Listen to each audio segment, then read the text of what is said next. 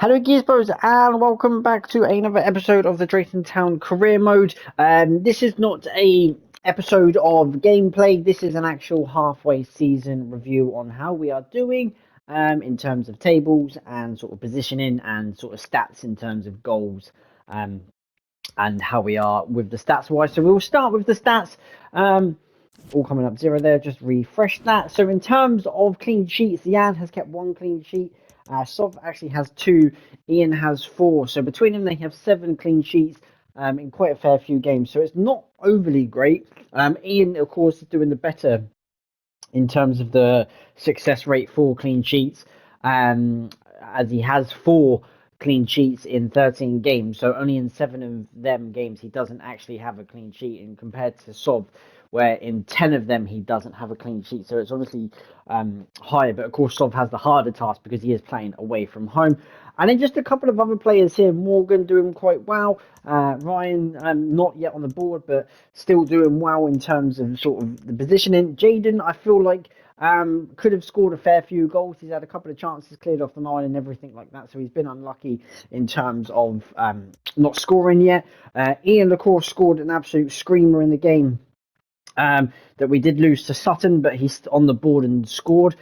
Chris on the board scored two screamers as well, which one of them was on the side of the bar with his right foot, but I felt like he's been unlucky because he's had a fair few chances cleared off the line. Same as Dan. I do think all our defenders should be scoring from our set pieces because we do have great players on the set pieces, but of course Dan has been unlucky not to score more. Rob definitely playing really, really, really well. I can't wait to see him in the second part of the season. He's made quite a lot of appearances coming off the bench. Got a high success rate in the FA Cup as well, playing quite well there, and also in the Papa John's Trophy, which we're still in the two competitions of that, by the way. So keep an eye on that and how we do. Dave doing really, really, really well. Two clean sheets and six, so he's got a good success rate as well. Novio, on the board in terms of goals, he scored a goal from I think it was Carlisle away with a header. Also got an assist as well, and also six clean sheets is really good. Tony is actually doing really well. Two clean sheets, he even got an assist in 4 games. So percentage wise, Tony is playing really well. Alfie just scored in the last episode that you saw as well against Peterborough, finally getting on the board in terms of him scoring, but has been unlucky in not scoring in other fixtures in that respect. Tyler playing really, really, really, really well. He's been unlucky not scoring a fair few goals. He's finally on the board. He also has a couple of assists as well, none more than the last episode where he put a brilliant cross into Jax to score his goal as well. Paul, that little red dot means that he's suspended for our next game, but he's not taking any part because it is the cup. So nothing for Paul to worry about. Tommy, probably overperforming in terms of that he's on 4 goals and 8 clean sheets, but that's what I kind of expect for the clean sheet wise. But the goals, he's been helping out and chipping away at the goals, which is really interesting to see.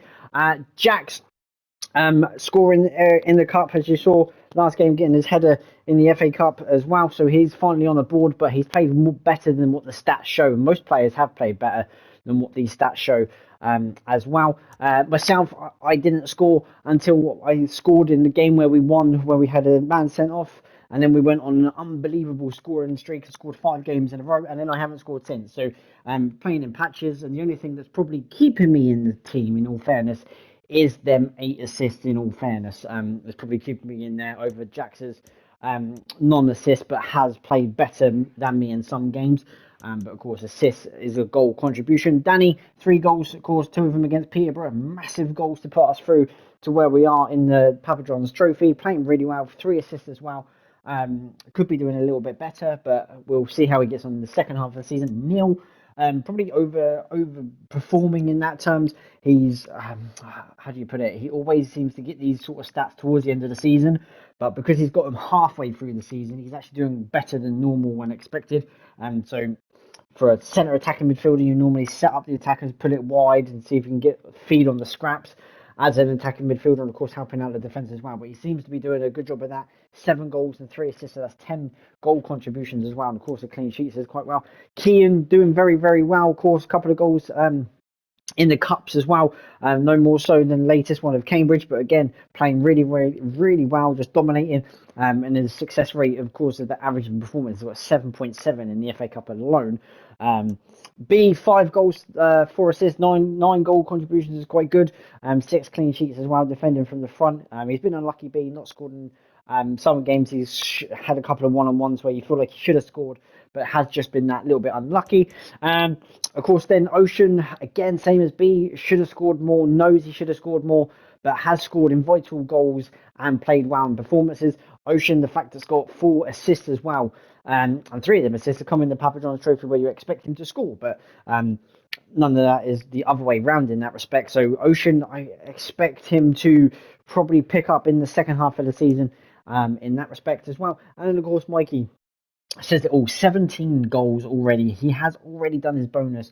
He only needed 15 goals. He's got that. He's actually it's not in the league, it's all in total, so he's already done it, he's already smashed it, and he's already got his 50 grand. So maybe on to bigger and better things next season. But of course, massive in terms of 17 goals, 5 assists as well, just scoring goals for fun. And of course, in that September episode, scored in every single game, thought he was going to go on a run, got a hat trick, scoring 1-2 goals here and there, and that's why he did his goal bonus so quickly. So really performing really, really well. And looking forward to seeing how all the other players develop into the second half of the season. So, of course, we'll start with the Papa John's Trophy because we are here. We've got kind of lucky in terms of the draws. We had to play Peterborough first, where we did win. We were 3-0 up before they scored 2 late goals. And then we got Sheffield Wednesday. So we've got 2 high-performing player or teams, shall we say, in the higher end of League One. Managed to avoid Pompey and Bolton.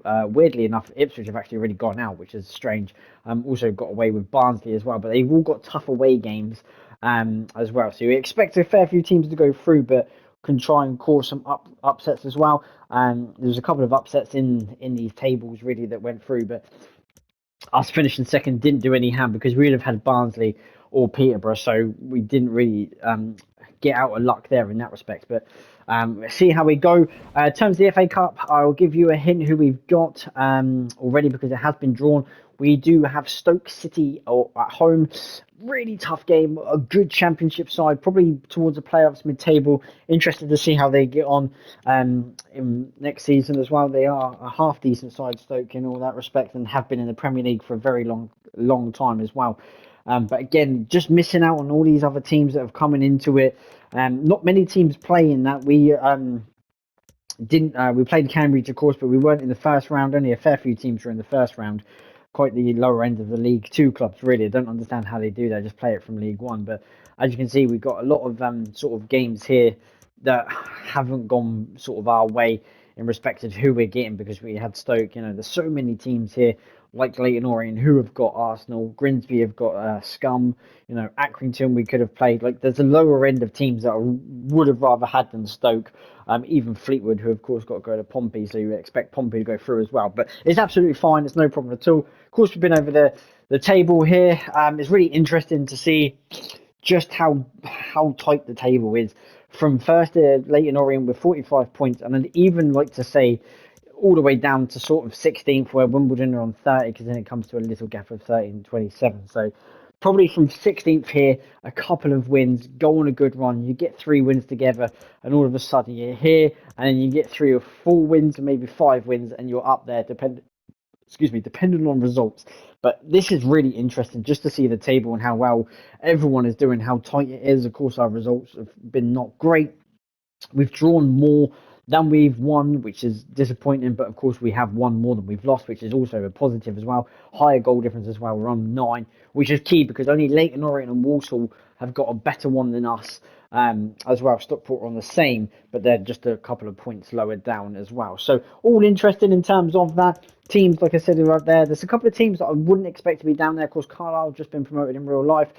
Salford, they wouldn't be down there normally, and I don't think Northampton or Bradford would be down there as well. So a couple of changes. Of course, we take out Rochdale, but they did get relegated in real life, so there's no real change into that respect for that.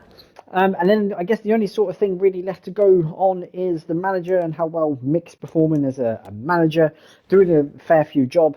or a good job so far. The wins have pushed it above the draws just because of the fact of cup games. And we do have 2 more cup games to bolster them sort of stats in that respect. But we're doing quite well. Scored a lot of goals, still 9+ goal difference as well. So it's all good. Nothing that we're not doing wrong in terms of how we're playing. Biggest win 3-0 against Stevenage. Not done better than that. In terms of not conceding, and of course the biggest defeat was in pre-season when everyone was getting to grips as well. So it's a really good sort of start. Got to carry on pushing now. Got to keep moving up the table. Got to make sure that we get points, win our home games when we can, go away to these big clubs and sort of get a point and keep more clean sheets. I think is that. Let me know in the comments, guys, what you expect better from us going forward. I want to get your feedback in what we should be doing better going forward in terms of stats and people scoring and everything like that. But thanks for watching, guys. I really do appreciate it, and I shall see you in the next episode. Thank you very much. Goodbye.